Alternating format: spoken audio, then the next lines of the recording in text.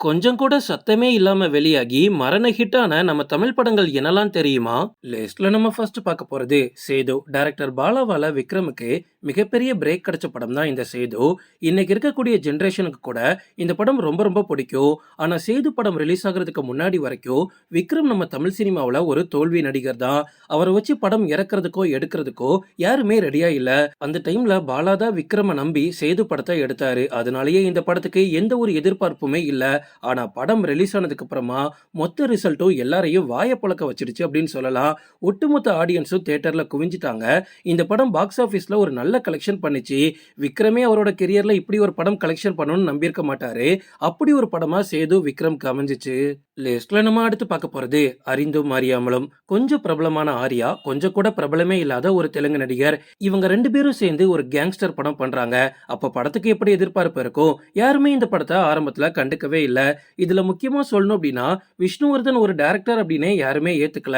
ஆனா எப்போ அறிந்தும் அறியாமலும் படம் ரிலீஸ் ஆச்சோ அதுக்கப்புறமா இதுல நடிச்ச எல்லாரோட மார்க்கெட்டோ சல்லுன்னு மேல ஏறிடுச்சு. தமிழ் சினிமாவுல விஷ்ணுவர்தன் ஒரு பிரம்மாண்டமான டைரக்டர் அப்படின்னு இந்த படம் தான் எல்லாருக்குமே காமிச்சிச்சு. இந்த படத்துல இவனோட மியூசிக்லாம் தாறுமாறா இருக்கும். படத்துல வெளியான ஒவ்வொரு பாட்டுமே பட்டி தொட்டி எல்லாம் ஹிட் ஆயிருக்கு. லிஸ்ட்ல நம்ம அடுத்து பார்க்க போறது சூதுக்கவும். 2013ஆம் ஆண்டு இந்த படம் ரிலீஸ் ஆகுது. நலன் குமாரசாமி, விஜய் சேதுபதி ரெண்டு பேருமே அந்த டைம்ல சினிமாக்கு புதுமுகங்கள் தான். எந்த ஒரு ஆர்ப்பாட்டமும் இல்லாம சைலண்டா வெளியான படம் இது. ஆனா அந்த வருஷத்திலேயே சூப்பர் ஹிட் படமா இதுதான் மாறிச்சு. ஒட்டுமொத்த மக்களும் சூதுகவும்க்கு பயங்கரமா ஆதரவு கொடுத்தாங்க. அது மட்டும் இல்ல, அந்த டைம்ல விஜய் சேதுபதி இத்தனை கோடி வசூலை பார்த்து மெய்மறந்து போயிருப்பாரு. அப்படி ஒரு தரமான படமா சூதுகவும் அமைஞ்சிச்சு. லிஸ்ட்ல நம்ம அடுத்து பார்க்க போறது பீசா. திருட்டுத்தனத்தை இப்படி கூட செய்யலாமா அப்படின்னு திகில் கலந்த கதையில ரொம்ப சுவாரஸ்யமா தன்னோட முதல் படத்தை எடுத்திருப்பாரு நாளைய இயக்குனர் கார்த்திக் சுப்ராஜ். ஆமா, அந்த டைம்ல கார்த்திக் சுப்ராஜ் யாருன்னு கேட்டா இவர் நாளைய இயக்குனர்ல வருவார்ல, அவ்வளவுதான் தெரியும். ஆனா இன்னைக்கு பாருங்க, நம்ம தமிழ் சினிமாவுல முன்னணி டைரக்டரா இருக்காரு. பீட்சா படம் அவருக்கு எந்த அளவுக்கு ஹிட் அப்படின்னா நம்ம இந்தியால இருக்கக்கூடிய பல மொழிகள்லயும் அந்த படத்தை ரீமேக் பண்ணாங்க. லிஸ்ட்ல நம்ம அடுத்து பார்க்க போறது துள்ளுவதோ இளமை. இந்த மூஞ்சியெல்லாம் ஹீரோவா அப்படின்னு ஆரம்பத்துல தனுஷை எத்தனையோ பேர் கேவலப்படுத்தியிருக்காங்க. ஆனா மனுஷன் இன்னைக்கு பாருங்க ஹாலிவுட்ல இருக்காரு.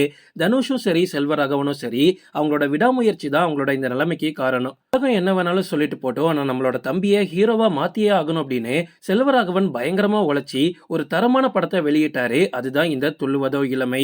நம்ம சின்ன வயசுல லவ் பண்றது எப்படி இருக்கும், ஆனா அதுவே உணர்ச்சி பொங்க மொத்த இளைஞர்களையும் கட்டி போட்டு வச்சிட்டாரு செல்வராகவன். அந்த அளவுக்கு இந்த படம் யங்ஸ்டர்ஸ் மத்தியில ஒரு தாக்கத்தை உருவாக்கி மிகப்பெரிய சூப்பர் ஹிட்டா ஆச்சு.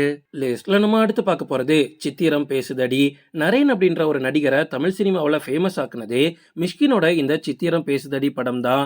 யாருமே எதிர்பார்க்காத வகையில இந்த படம் ரிலீஸ் ஆனதே ஆரம்பத்துல தெரியாது. ரிலீஸ் ஆகி கொஞ்ச நாள் கழிச்சு தான் இந்த படம் வைரலாகவே ஆரம்பிக்குது. சித்திரம் பேசுதடின்னு ஒரு படம் ரிலீஸ் ஆயிருக்காமே, நீங்க போய் பாத்தீங்களா, ரொம்ப நல்லா இருக்காமே, இப்படி மக்கள் சொல்ல சொல்லதான் ஒவ்வொருத்தங்களா தியேட்டருக்கு வர ஆரம்பிச்சாங்க. ஆனா ரிசல்ட் என்ன தெரியுமா? அந்த வருஷத்துல வெளிவந்த பெஸ்ட் படம் இதுதான். பல மொழிகள்ல இந்த படத்தை ரீமேக் பண்ணாங்க. இந்த படம் மாதிரி இன்னொரு படத்தை இனிமே மிஷ்கினே நினைச்சாலும் டைரக்ட் பண்ண முடியாது.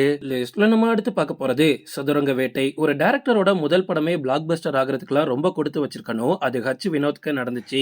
அந்த டைம்ல நட்டியுமே வேற லெவலா ஆக்ட் பண்ணிருப்பாரு. மனோபாலா தான் இந்த படத்தை ப்ரொடியூஸ் பண்ணாரு. அந்த டைம்ல ஈமுக்கோழி, மண்ணொலி பாம்பு, ரைஸ் புல்லிங் இந்த மாதிரி விஷயங்களை வச்சு மக்களை பயங்கரமா ஏமாத்திட்டு இருந்தாங்க. அது அப்படியே ஸ்கிரீன்ல நம்ம கண்ணு முன்னாடி கொண்டு வந்திருப்பாரு ஹச் வினோத். நட்டியும் இந்த படத்துல ஆக்டிங்ல தாறுமாறு பண்ணிட்டாரு. கொஞ்சம் கூட எதிர்பார்க்காம வந்த படம் கடைசியில் அந்த வருஷத்தோட மெகா பிளாக் பஸ்டர் ஆச்சு. ஓகே ஃப்ரெண்ட்ஸ், இதோட நான் இந்த வீடியோ முடிச்சுக்கிறேன். இன்னொரு இன்ட்ரெஸ்டிங்கான வீடியோல நம்ம சந்திக்கலாம். Stay tuned.